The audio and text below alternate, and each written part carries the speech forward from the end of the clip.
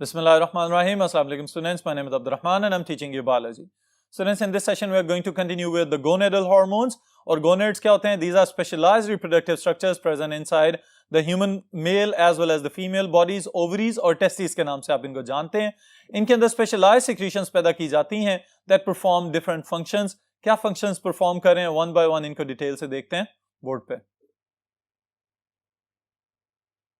Ji students, when we talk about the gonads, आप लोगों को ये याद होना चाहिए कि human females के अंदर there is a pair of ovaries in the lower abdominal part, all right? और इसी तरह human males की जब हम बात करते हैं तो हमें पता है कि descending within the legs there is a scrotal sac और उसके अंदर a pair of testes is present.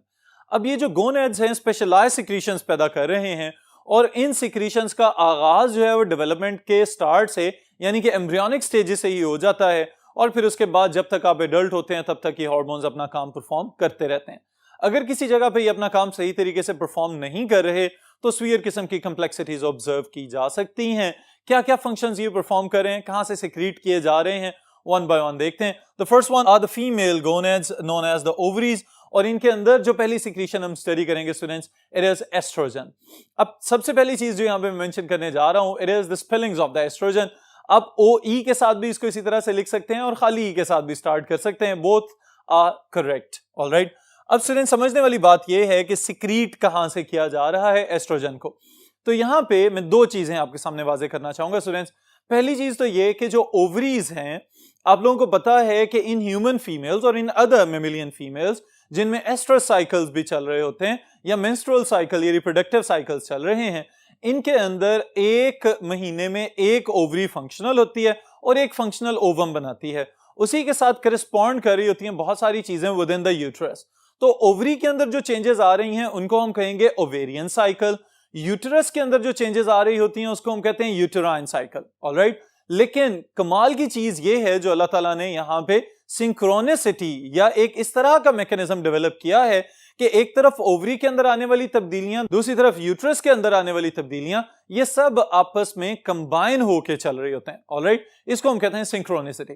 अब ये जो सिंक्रोनिसिटी कायम हुई है इसके पीछे केमिकल कोऑर्डिनेशन का बहुत अहम किरदार है स्टूडेंट्स.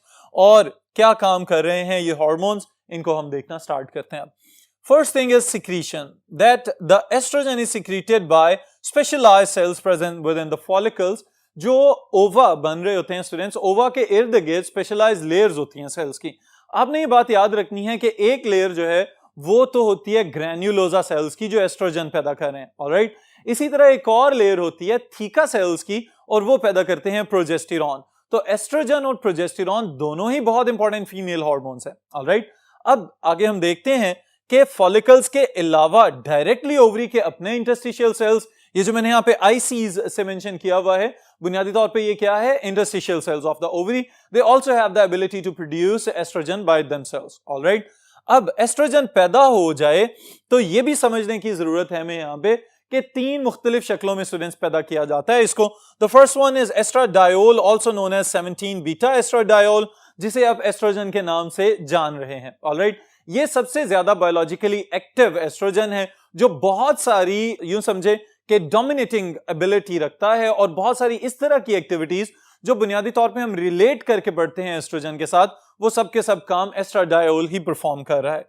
देन एस्ट्रोन और एस्ट्रायोल, ये डिफरेंट टाइप्स इसकी मौजूद हैं, ये वेरिएंट्स मौजूद हैं जो कि डिफरेंट औकात में डिफरेंट स्ट्रक्चर से पैदा किए जा सकते हैं, just like the placenta and other parts. Alright, functions क्या परफॉर्म कर रहा है स्टूडेंट्स, ये भी याद रखने वाली चीज है. ऑलराइट, समझिए भी जरूर और फिर इन्हीं पॉइंट्स को याद रखिएगा ताकि आपका लॉन्ग क्वेश्चन प्रिपेयर हो सके. क्या फंक्शंस परफॉर्म कर सकता है estrogen? It bring about the secondary sex characteristics in females. इसका मतलब ये है कि वही बात कि आप 8, 9, 10, 11, 12 साल तक तो बिल्कुल नॉर्मल बच्चों की तरह वाली लाइफ गुजार रहे होते हैं और ना ही कोई फिनोटिपिक चेंजेस आ रही होती हैं. लेकिन जैसे ही आप बचपन से बलूगत की जानिब आना शुरू होते हैं तो बॉडी के अंदर बहुत सारे अपेरेंट फीचर्स चेंज होते हुए नजर आते हैं, जैसे कि फीमेल्स के अंदर specially the development of the mammary glands, इसी तरह फिर आवाज की पिच का चेंज हो जाना और फिर इसी तरह और बहुत सारी तब्दीलियां आ जाना. तो ये बुनियादी तौर पे सेकेंडरी फीमेल कैरेक्टरिस्टिक्स कहलाएंगे. ऑलराइट, इनको कंट्रोल कौन करवा रहा है? Estrogen. Cause thickening of the endometrium. Endometrium is the lining of the uterus और यूट्रस की लाइनिंग को थिक करवाना, इसका मतलब यह है कि रिप्रोडक्टिव साइकिल्स का आगाज हो चुका है. So it is the onset of the puberty. Alright, so right before the ovulation during menstrual cycle, exert a positive feedback on pituitary to release luteinizing hormone which leads to ovulation. अब students ये वाली बात आपकी किताब में इस तरह से लिखी हुई है कि किसी एक खास वक्त में जाके जो एस्ट्रोजन है वो पिट्यूटरी के ऊपर पॉजिटिव फीडबैक एक्सर्ट करता है. तो ये बात समझ लीजिए कि बुनियादी तौर पे जब रिप्रोडक्टिव साइकिल कंटिन्यूटी में चल रहा होता है फीमेल बॉडीज के अंदर, तो एक वक्त ऐसा आता है कि जब एस्ट्रोजन का अपना लेवल बहुत ज्यादा राइज कर चुका होता है, तो एस्ट्रोजन की कॉन्सेंट्रेशन में इजाफा होने की वजह से पिट्यूटरी के ऊपर एक पॉजिटिव फीडबैक इन्फ्लुएंस जाता है और उसकी वजह से एलएच और एफएसएच दोनों हार्मोन्स को बहुत ज्यादा स्पीड के साथ पैदा किया जाता है. इसे हम कहते हैं it is the time of the surge of FSH and LH. तो एलएच का पैदा होना it brings about the luteinisation, यानी कि फॉलिकल्स को मैच्योर करवाएगा, राइप अप करवाएगा और रप्चर करने में हेल्पफुल होगा. इसकी वजह से क्या होता है फिर कि वही सारे के सारे फॉलिकुलर सेल्स वो रप्चर हो जाएंगे और उनमें से ओवम को खारिज कर दिया जाएगा. इस अमल को हम कहेंगे this is known as ovulation. तो एस्ट्रोजन फॉलिकल्स की राइपनिंग के लिए एलएच को भी बुलवा रहा है by exerting a positive feedback on the pituitary और उसके साथ ही साथ ओव्यूलेशन भी करवा रहा है. तो दो फंक्शंस परफॉर्म कर दिए. So also aid in healing and repair of the uterus after menstruation. अब यहां पे स्टूडेंट्स में चाहूंगा कि आप इसको दो हिस्सों में तकसीम कर लें. पहला हिस्सा ये कि if fertilization does not occur, alright, अगर किसी रिप्रोडक्टिव साइकिल में फर्टिलाइजेशन नहीं होती तो मेंस्ट्रुएशन हो जाएगी और फिर उसके बाद ब्लीडिंग और वो सारे का सारा डेब्री वगैरह बॉडी से खारिज कर दिया जाएगा. अब जब सब कुछ निकल चुका होगा उसके बाद यूट्रस की वॉल को दोबारा से रिपेयर और हील करने की जरूरत होगी. तो उस सूरत में एस्ट्रोजन यहां पे हेल्प करेगा प्रोजेस्टेरॉन की. ऑलराइट, ये कौन सा केस है? When there is no fertilization. लेकिन दूसरा केस अगर हम डिस्कस करें कि if successful fertilization takes place और तो और फर्टिलाइजेशन के बाद प्रेगनेंसी भी हो जाती है, तो प्रेगनेंसी के बाद ये बात याद रखिएगा कि वेरी अर्ली एम्ब्रियोनिक स्टेजेस के अंदर यूटेराइन वॉल कुछ खास किस्म की प्रोटीनेशियस सिक्रीशन सिक्रीट करती है और वो सिक्रीशंस एम्ब्रियो खा के और उसके बाद फिर Aahista Aahista further development show करता हुआ नजर आता है. तो ये बात काबिल गौर है स्टूडेंट्स यहाँ पे कि आपकी अर्ली खुराक है क्या थी.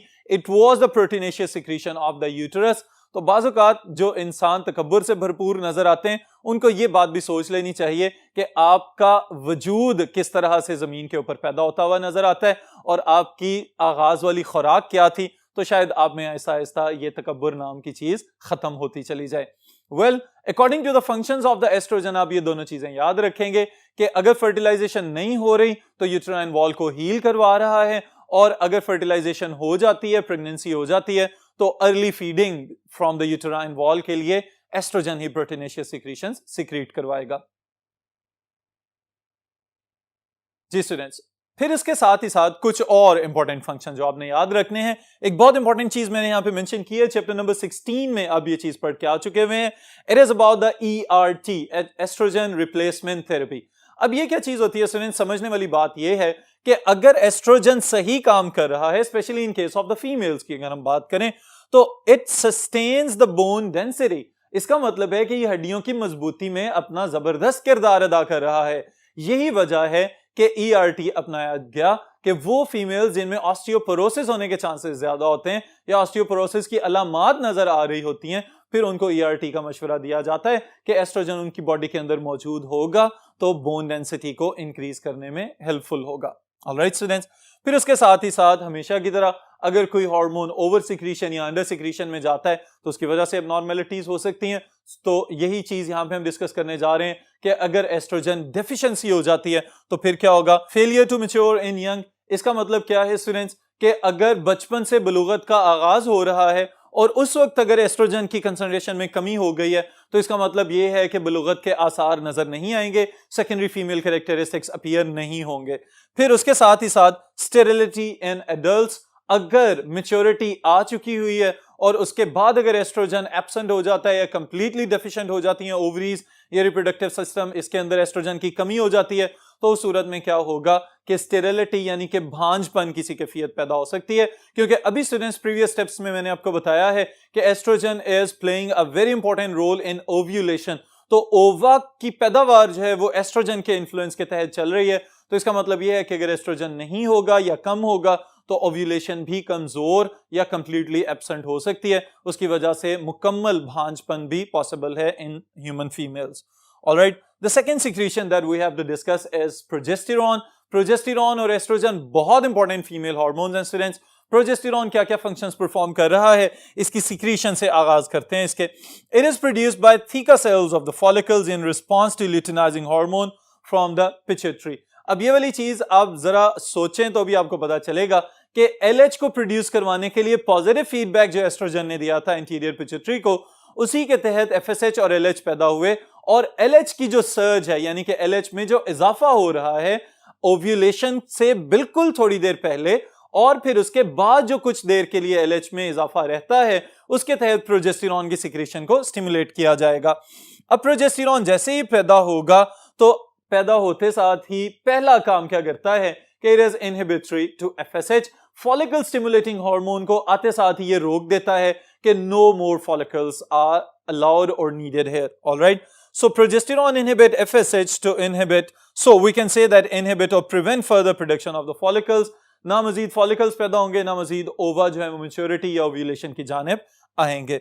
causes further thickening of the uterine wall, estrogen ने जो थिकनिंग का आगाज करवाया था उसको मजीद कंटिन्यू करेगा और एंडोमेट्रियम की थिकनिंग में मजीद इजाफा करेगा। और इसके साथ ही साथ एक स्पेशलाइज्ड चीज स्टूडेंट्स जो यहाँ पे नजर आती है वो ये है कि अगर वॉल थिक होती चली जा रही है तो सेल्स में इजाफा हो रहा है, और अगर सेल्स में इजाफा हो रहा है तो इसका मतलब है कि यहाँ पे खुराक की भी जरूरत है। तो इसी वजह से यूट्रस की वॉल को वैस्कुलराइज भी किया जाएगा, यानी कि उसके अंदर एंजियोजेनेसिस का अमल किया जाएगा, ब्लड वेसल्स की मिकदार में तादाद में इजाफा किया जाएगा, ज्यादा से ज्यादा ब्लड वेसल्स बनाए जाएंगे। ऑलराइट, क्योंकि अगर सक्सेसफुल फर्टिलाइजेशन हो जाती है तो फिर उसके बाद प्रेगनेंसी की तैयारियां मुकम्मल की जा रही हैं। स्पेशली यहां पे जो ज्यादा इंटेंसिटी या ज्यादा डेंसिटी के साथ हमें जो ब्लड वेसल्स नजर आते हैं they are spiral blood vessels, alright, और स्पाइरल आर्टरीज। अब स्टूडेंट्स ये सारी की सारी तैयारियां किस लिए की जा रही होती हैं विद एवरी रिप्रोडक्टिव साइकिल, कि शायद फर्टिलाइजेशन हो जाए और फर्टिलाइजेशन होने के बाद प्रेगनेंसी हो जाए, तो उस तैयारियों के लिए यहां पे प्रोजेस्टेरॉन अपनी खिदमात सरंजाम दे रहा है। लेकिन इन एक्टिविटीज के साथ ही साथ अगर वही बात कि यहां पे भी ओवर सिक्रीशन या अंडर सिक्रीशन वाला केस होगा तो फिर क्या देखा जाता है, उसके लिए स्टूडेंट्स एक इंपॉर्टेंट पॉइंट आपके समझने के लिए भी और कंसेप्ट के लिए भी कि जो प्रोजेस्टेरॉन है अगर ये FSH का इनहिबिटरी है और यूटेराइन वॉल को थिक कर रहा है, तो इन्हीं फैक्टर्स को रिसर्च में स्टडी करते हुए बाद में यूज किया गया प्रोजेस्टेरॉन को, that it can be a constituent of the contraceptives और द बर्थ कंट्रोल पिल्स। जी स्टूडेंट्स, अब आपके ज़हन में ये सवाल आ जाना चाहिए कि why progesterone is used in the contraceptives. अब इसके लिए आप दो पॉइंट्स याद रखिएगा। पहली चीज स्टूडेंट्स ये है कि इट सप्रेसेस द ओव्यूलेशन, यानी कि ओव्यूलेशन को कम कर रहा है, उसके ऊपर जो है दबाव डाल रहा है कि मजीद ओवा पैदा करने की जरूरत नहीं है। अब ओवा ही नहीं होंगे तो बेशक स्पर्म्स आ भी जाएं तो फर्टिलाइजेशन पॉसिबल ही नहीं है। तो इसका मतलब यह है कि यहां पे इसने बर्थ कंट्रोल का पहला काम सरंजाम दे दिया।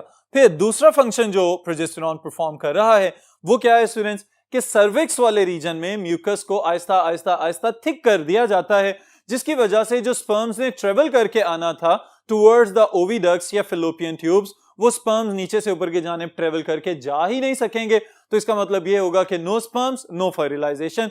सो ये दो बुनियादी तौर पे वो वजूहात हैं जिसकी वजह से प्रोजेस्टेरॉन को कॉन्ट्रासेप्टिव पिल्स में या आबादी की रोकथाम के लिए इस्तेमाल होने वाली अद्वियात का हिस्सा बना लिया गया। Alright students, so it is the major constituent of the birth control pills, जिन्हें हम कॉन्ट्रासेप्टिव्स भी कहते हैं। फिर उसके साथ स्टूडेंट्स आखिरी चीज इस सेशन की, and it is the testis. Testis specialized secretion पैदा कर रहे हैं, that is testosterone. Alright students, so interstitial cells of the Leydig. अब आपको थोड़ा सा रिव्यू अगर ह्यूमन मेल रिप्रोडक्टिव सिस्टम का हो तो आप इसी से अंदाजा लगा सकते हैं कि the gonads are the testis, और टेस्टिस के अंदर फिर फर्दर छोटी छोटी नालियां मौजूद होती हैं जिन्हें हम कहते हैं सेमिनिफेरस ट्यूब्यूल्स। सेमिनिफेरस ट्यूब्यूल्स के अंदर बहुत सारी इकसाम के सेल्स मौजूद हैं, जिसमें से एक स्पेशलाइज्ड सेल्स हैं जिनको हम कहते हैं interstitial cells of the Leydig या फिर लेड एग सेल्स। और इनका काम क्या है, ये टेस्टोस्टेरोन को पैदा करते हैं under the influence of the gonadotrophic hormones of the anterior pituitary। अब स्टूडेंट्स टेस्टोस्टेरोन जैसे ही पैदा किया जाएगा तो ये क्या क्या काम परफॉर्म कर सकता है, इन फंक्शंस को जरा देख लीजिए। In foetus initiates development of the sex organs, यानी कि आगाज की बात हो रही है बिल्कुल अर्ली डेवलपमेंट के अंदर। मेल्स के अंदर जो मेल गोनेड्स अपीयर हो रहे हैं, ये किसके जेरे असर पैदा हो रहे हैं? Under the influence of the testosterone and androgens. At puberty development of the male secondary characteristics and sex drive, यानी कि secondary male characteristics, deep voice का पैदा हो जाना और डिफरेंट रीजन्स के ऊपर स्पेशली फेशियल हेयर ग्रोथ को प्रमोट कर देना, ये तो हो गए सेकेंडरी मेल कैरेक्टरिस्टिक्स। फिर उसके साथ ही साथ the desire to mate is known as the sex drive, के फर्टिलाइजेशन या मेटिंग की कोशिश करने के लिए जो फीलिंग्स या जो ख्यालात पैदा हो रहे होते हैं, it is known as sex drive. फिर उसके साथ ही साथ स्टूडेंट्स एक इंपॉर्टेंट चीज, और वो ये कि अंडर सिक्रीशन या ओवर सिक्रीशन तो बहुत सारे नुकसानात की सूरत में नजर आ सकती है। स्पर्म मोटिलिटी कम हो सकती है, स्पर्म काउंट कम हो सकती है, ह्यूमन मेल्स जो हैं वो भी इनफर्टाइल हो सकते हैं। बहुत सारे पुराने जमानों से हम ये सुनते चले आ रहे हैं कि सिर्फ फीमेल्स ही बहुत सारी खराबियों के या बच्चों के ना पैदा होने के लिए रिस्पॉन्सिबल हैं। तो स्टूडेंट्स ऐसा नहीं है, mails can also be infertile. और हमारी सोसाइटी में इस तरह के लोगों को देख के अफसोस होता है कि जो अपनी कमियों या कोताहियों के जो सारे के सारे इल्जामात हैं या जिम्मेदारी है वो अपने दूसरे पार्टनर के ऊपर डाल रहे होते हैं। तो इस वजह से ये चीज बहुत ही ज्यादा इंपॉर्टेंट है कि टेस्टोस्टेरोन लेवल्स चेक करने के लिए आम से टेस्ट मौजूद हैं लैब्स के अंदर, करवाए भी जा सकते हैं, क्योंकि स्पर्म मोटिलिटी या स्पर्म प्रोडक्शन में कमी होना मेल इनफर्टिलिटी का बायस भी हो सकता है। So males can also be infertile. Alright, फिर उसके बाद कैस्ट्रेटेड मेल का आपकी किताब में जिक्र किया गया है कि if there are no testis, अगर टेस्टिस हटा दिए जाएं, रिमूव कर दिए जाएं बॉडी से, तो उस अमल को कहते हैं कैस्ट्रेशन। ऑलराइट, अब ऑब्वियसली जब टेस्टिस होंगे ही नहीं तो there will be no testosterone. अब टेस्टोस्टेरोन अगर नहीं है तो इसका मतलब क्या है कि failure to develop secondary characteristics, secondary male characteristics develop ही नहीं होंगे और body tends more to be immature female. और बॉडी के अंदर जो एक खराबी होती है हमें नजर आएगी वो ये है कि बचपना कायम रहेगा और फेमिनिन कैरेक्टरिस्टिक्स की टेंडेंसी डेवलप होना शुरू हो जाएगी बॉडी के अंदर। फिर इसके साथ स्टूडेंट्स एक इंपॉर्टेंट चीज सब मेल स्टूडेंट्स को मैं जरूर बताना चाहूंगा कि बाज़ औक़ात आपकी एज में स्टूडेंट्स को शौक होता है कि जिम वगैरह ज्वाइन करें। तो जिम ज्वाइन करते साथ ही चूंकि मसल्स वगैरह गेन करने की जरूरत होती है, तो उस सूरत में प्रोटीन मास या मसल मास गेन करने के लिए कुछ इंस्ट्रक्टर्स जो हैं वो टेस्टोस्टेरोन इंजेक्शंस या इस तरह के और आप लोगों को डिफरेंट सप्लीमेंट्स देना शुरू कर देते हैं। तो इस हवाले से स्टूडेंट्स ये बात याद रखिएगा कि excess of everything is bad. अगर आप नॉर्मल से कम जा रहे हैं तो फिर तो शायद आपको अपनी फिजियोलॉजी को अल्टर करने की जरूरत है, फिर आप टेस्टोस्टेरोन इंजेक्शंस वगैरह या इस तरह से मेडिकेशन पे जाएं। लेकिन अगर आपके पास पहले ही स्टैंडर्ड या ऑप्टिमाइज्ड लेवल्स पैदा हो रहे हैं तो फिर आपको सप्लीमेंट्स के तौर पे टेस्टोस्टेरोन इंजेक्ट करने की जरूरत नहीं होगी। Alright students, so this is all for this session. फिर इंशाल्लाह नेक्स्ट सेशन में नेक्स्ट टॉपिक के साथ मुलाकात होगी।